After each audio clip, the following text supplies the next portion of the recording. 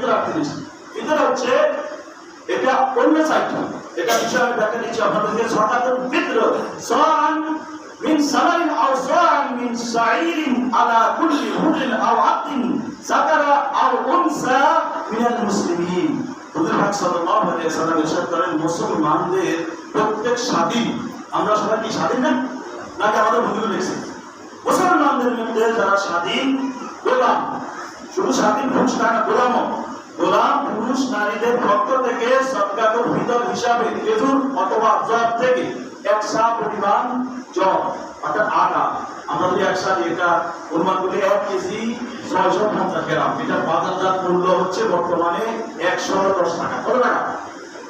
আমাদের এই বছরের সদকাতুল ফিতর হচ্ছে 110 টাকা, মোটামুটি 105 টাকা, 105 থেকে 10 টাকা, তার মানে হলো 100 টাকা প্লাস হয়ে গেছে। আমার কথা বুঝতে পারছেন আপনারা? আপনারা সবাই কিন্তু সন্তান ফিতর দিব। আমাদের সন্তান কয়টা আছে? মেয়ে কয়টা? মা তিনি বাবা তারটাও কি দিবেন? কারণ বাবা তো বেকার, তারটা হিসাব করে আপনারা ইনকাম করতে পারেন না, আমাদেরকে দেওয়া দরকার না আমার জন্য।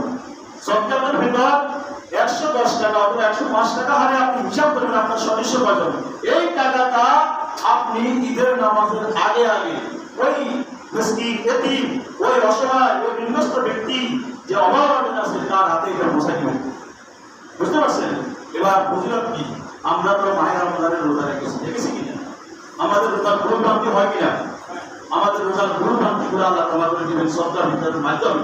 আর আমাদের 360টা বডি, আমাদের সারাদিনের বডি যতগুলা অর্গান আছে, যতগুলা আমাদের পার্ট আছে, প্রত্যেক পার্টের একটা সদকা আছে, আছে কিনা? আমাদের সদকা মানে আমাদের সদকার ভিতরে আমাদের শরীরে পবিত্র করে দিচ্ছে। আমরা করি, আমরা দেব মাত্র 110 টাকা। আর কোটিপতি যারা, তারা প্রতি 100 টাকা হিসাবে প্রতি 100 টাকা 2.5 টাকা করে দিতে হবে। তাদের কোনো উপায় নেই, তাদের কি নাই? উপায় নেই, তারা ঠিক মতো দিতে হবে। ওই টাকা ক্যালকুলেশন করে যদি না দেন, এত করছিলাম ওই যে কালকে আমাদের মাঝে তাকে যার নিয়ম নিক্ষেপ করবে, বিশাল অথবা সাপ তার গলা মধ্যে পেঁচিয়ে দিয়ে তাকে ধ্বংস করতে থাকবে যদি সে টাকা এদিন মিসকিনের হাতে সঠিকভাবে প্রয়োগ না করে।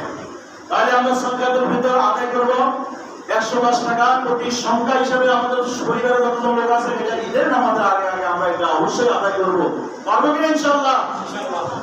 কেননা আমরা মায়ের রমজানে অনেক ভুল করেছি, আমাদের রমজানের হক আদায় হয়ে যাবে, শরীরের হক আদায় হয়ে যাবে। এবার আল্লাহ পাক রব্বুল আলামিন আমাদেরকে, আল্লাহর রাসূল সাল্লাল্লাহু আলাইহি ওয়াসাল্লাম বলেন, হাদিসে কুদসিতে আল্লাহ পাক বলেছেন যে রমজানের শেষ দিন যখন চলে আসে, আল্লাহ পাক রব্বুল আলামিন তার বান্দাদেরকে ক্ষমা করে দেন। বলুন সুবহানাল্লাহ। অর্থাৎ ইসলামের 5টি রাত্রি খুব ফজিলতপূর্ণ। 5টির ভিতরে শবে মেরাজ, শবে বরাত, লাইলাতুল কদর, 3টা শেষ। আর 2টা হচ্ছে ঈদুল ফিতর, ঈদুল আযহা, যেই রাত্রিতে আমরা আনন্দ ভোগ করি। ঈদের চাঁদ দেখা গেছে, ঈদের চাঁদ দেখা গেছে, আমাদের সবার মনে আনন্দ, আনন্দ কিনা? শুধু আমরা আনন্দ নয়, আমার আল্লাহ পাক আনন্দিত হয়ে যায়। বলুন সুবহানাল্লাহ। ওই রাত্রিতে আল্লাহ পাক তার বান্দাকে ক্ষমা করেন।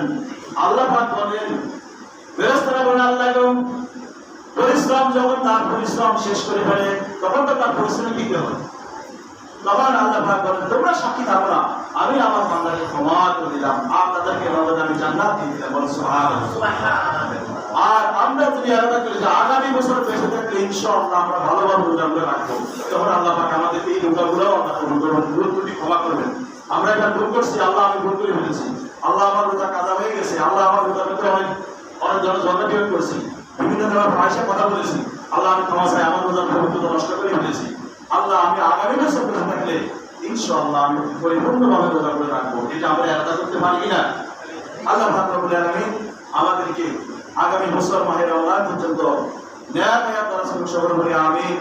আর আমাদের রমজানের আমাদের সিয়াম সাধনা, আমাদের ইফতারি সেহরি, আমাদের মায়ের রমজানের যাকাত ফিতরা, সমস্ত আল্লাহর আদেশগুলো যেন আমরা পরিপূর্ণ আদায় করতে পারি ঈদের নামাজের পূর্বে। আল্লাহ পাক আমাদের সেই তৌফিক দান করুন। আশেপাশে দেখবেন, মহল্লার মধ্যে দেখবেন, তারা প্রতিবেশীর মধ্যে যদি গরিব অবস্থা থাকে, সেবাই যদি কিনে তাদেরকে কিছু কিনে দিবেন। কারণ তাদের ঘরে যদি আমরা সেবাই খাই, 4-5 রকম সেবাই খাচ্ছি, কিন্তু আমার প্রতিবেশী অবৈধ যেন না থাকে, এটা আল্লাহ রাসূলের নির্দেশ। তাহলে আমরা প্রতিপক্ষ মুসলমান হইতে পারবো। আল্লাহ পাক আমাদেরকে বুঝার তৌফিক দান করে সকল আমিন। তারপরে আমরা